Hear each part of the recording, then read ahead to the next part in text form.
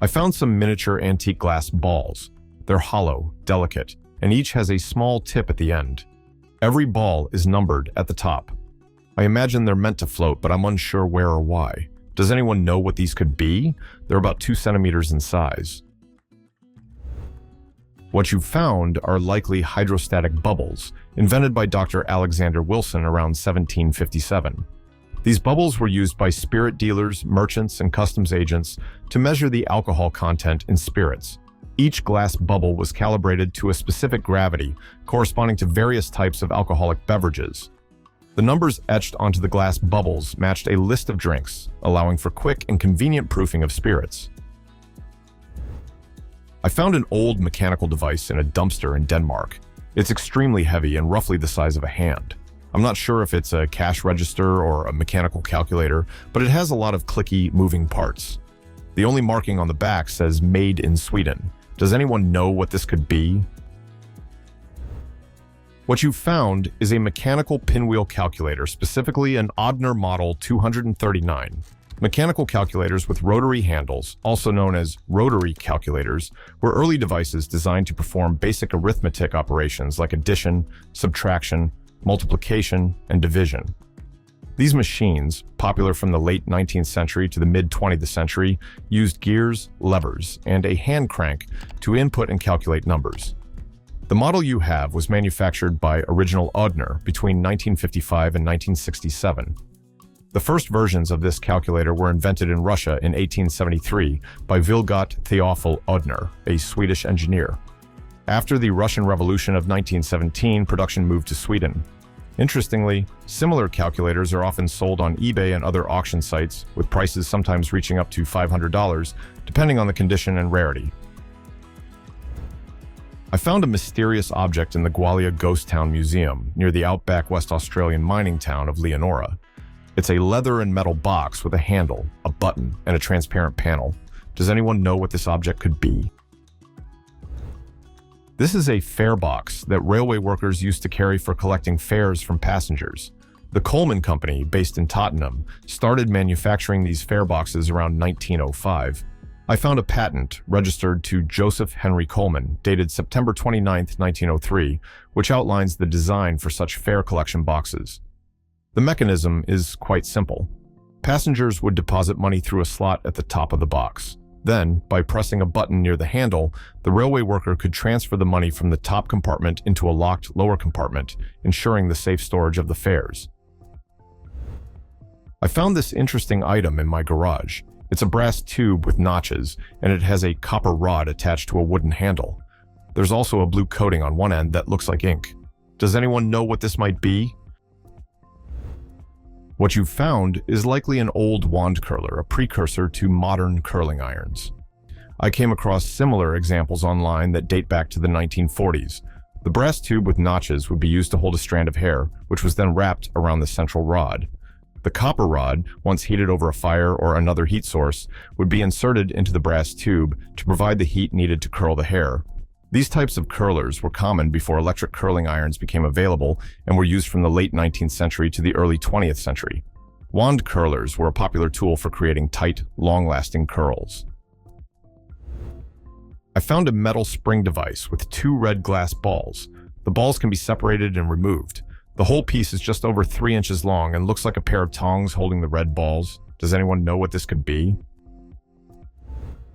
What you found is a Kenberry blade sharpener used to extend the life of razor blades. This sharpener became popular during the Great Depression, a time when razor blades were scarce and expensive for many people. One common method of maintaining blades back then was honing them on the inside of a ceramic or glass mug. The Kenberry sharpener was designed to mimic this technique. Its curved glass surface allowed the blade's edges to make contact at the right angle, sharpening the blade and prolonging its use. The process was similar to stropping a straight razor on leather or cloth, rather than traditional honing. At the time, razor blades were made of uncoated carbon steel, which meant that honing or stropping helped remove rust and keep the blade sharp. Coated blades, like the Gillette Super Blue with a silicone coating, weren't introduced until 1960. I found this item at a thrift store, and even the owner wasn't sure what it is. I believe it's made of aluminum and glass. It's also really lightweight. Does anyone know what this could be? What you found is an ultraviolet light bulb from a vintage Sperti sun lamp, model P163. Sperti was a company founded in the mid-20th century that specialized in light therapy devices and skincare technology. In the early 20th century, scientists began to recognize the importance of ultraviolet light for the production of vitamin D in the body. This led to a demand for devices that could artificially produce ultraviolet rays to treat vitamin D deficiency and other conditions caused by a lack of sunlight. By the 1930s and 1940s, Sperti lamps became popular as medical devices. They were marketed as beneficial for health and were sometimes used similarly to modern tanning beds. The complete set sold by Sperti typically included the lamp itself, protective goggles, a stand, and an instruction manual. I found an antique silver locket with what looks like ink residue on two pads inside, but the compartment doesn't seem to seal tightly enough to have been an ink reservoir. The locket is about the size of my palm, quite heavy, and features ornate carvings on the outside. It has a short chain, though it might not be original. Based on its weight and design, it seems more like something that would be carried in a coat pocket rather than worn around the neck, similar to a pocket watch. I found it while clearing out an estate in Ontario, so it might have some regional significance. Does anyone know what this might have been used for? This is a dance purse, named because it was designed for women to wear on their wrist while they danced. Popular from the 1880s through the 1920s, these purses typically included a small dance card behind one of the covers. A dance card was a booklet where women would jot down the names of the gentlemen they had promised to dance with during the evening. The purse also held basic essentials like a handkerchief or a few coins, allowing women to carry what they needed without disrupting the flow of the event. The shape of this particular purse is a bit unusual, but once polished, it will look stunning. It's most likely silver-plated, as a sterling silver purse would typically have a hallmark on the inside rim. Dance purses are highly collectible today, with many enthusiasts seeking them out for their charm and history. What is this wooden object? It stands about 6 feet tall and was found inside Goethe House in Germany. It's believed to date back to the 1700s. Does anyone know what this could be? What you have is most likely a linen or napkin press. These pieces of furniture were commonly found in homes during the 17th and 18th centuries, both in Europe and North America. Napkin presses were used to display and store fine white linens and napkins, often placed near the dining table for convenience and as a symbol of status. The pressing process would give the linens a smooth, polished surface. Over time, these presses were used to smooth freshly washed or recently used linens, particularly table linens, which is how they earned the name napkin press. While more elaborate presses were often kept in dining areas for show, simpler versions were typically stored in pantries or laundry rooms. This was given to me by my ex-stepfather, who told me it belonged to his grandfather and was used in some war.